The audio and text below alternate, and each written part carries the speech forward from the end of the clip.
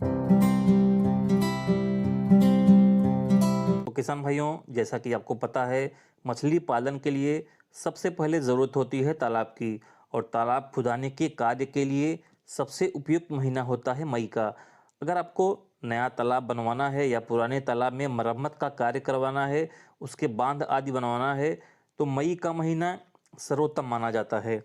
क्योंकि मई के महीने में फसलों की कटाई हो गई होती है, जिससे खेत खलिहान खाली हो जाते हैं, तो आपको तालाब तक ट्रैक्टर या अन्य मशीनरी ले जाने में कोई दिक्कत नहीं होती है। इसके अलावा मई में तालाब पोखरे आदि सूख जाते हैं, जिससे कि इन्हें रिपेयर करने में भी आसानी होती है।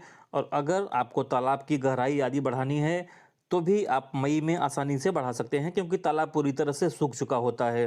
तो किसान भाइयों, मई में हमने तालाब बना लिया है। अब बात करेंगे जून की।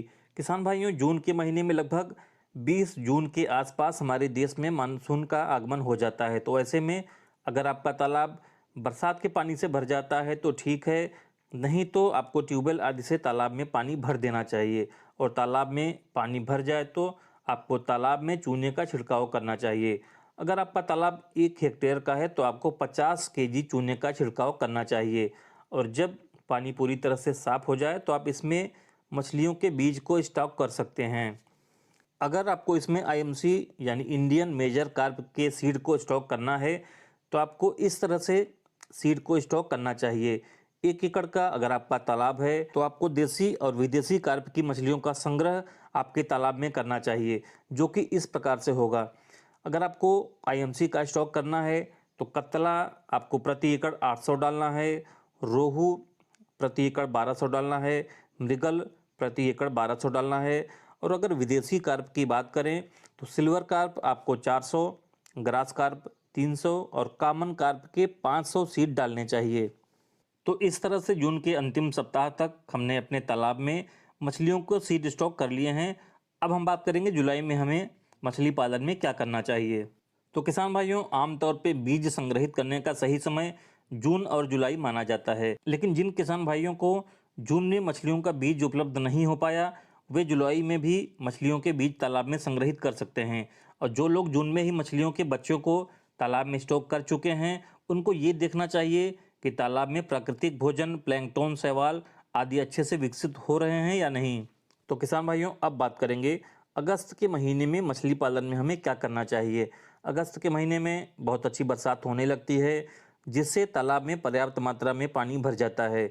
तो ऐसे में कई बार पानी की गुणवत्ता भी खराब हो जाती है। तो आपको पानी की गुणवत्ता का हमेशा जांच करते रहना चाहिए। साथ में तालाब की मछलियों की ग्रोथ पर भी आपको नज़र रखनी चाहिए। किसान भाइयों, अब बात करेंगे सितंबर के महीने की। सितंबर का महीना आते आते तालाब का पूरा पानी हरा हो जाता है और कई बार इसमें ज़रूरत से ज़्यादा प्लैंकटन बन जाते हैं। तो ऐसे में आपको खाद का प्रयोग बिल्कुल बंद कर देना चाहिए और मछलियों की ग्रोथ की जांच करते रहना चाहिए। और अब बात करेंगे अक्टूबर की। किसान भाइयों, अक्टूबर से मौसम थोड़ा बहुत ठंडा होने लगता है, जिससे मछलियां थोड़ी सुस्त भी पड़ने लगती हैं। और कई बार सुबह के समय तालाब के सतह पर मुंह निकालकर सांस भी लेती पाई जाती हैं। तो अक्टूबर और नवंबर में आपको 2 कार्य करने चाहिए। पहला कार्य है, आप निश्चित करें तालाब में ऑक्सीजन की कमी ना होने पाए, जिसके लिए आप तालाब में पैडल एरिएटर लगाएं या जिस पाइप से तालाब में पानी भरा जाता है उसको कम से कम 6 फीट ऊपर तालाब में रखें, ताकि जब भी ऊपर से पानी गिरे तो तालाब में घुलित ऑक्सीजन की मात्रा बढ़ती रहे। इसके अलावा दूसरा कार्य आपको ये करनी चाहिए, सर्दियों का मौसम शुरू होने के साथ ही मछलियाँ फीड कंज्यूम करना भी कम कर देती हैं। तो अगर आप मछलियों को रेडीमेड फीड देते हैं तो उनकी ज़रूरत के हिसाब से तालाब में भोजन डालें, ताकि आपका फीड बर्बाद ना हो।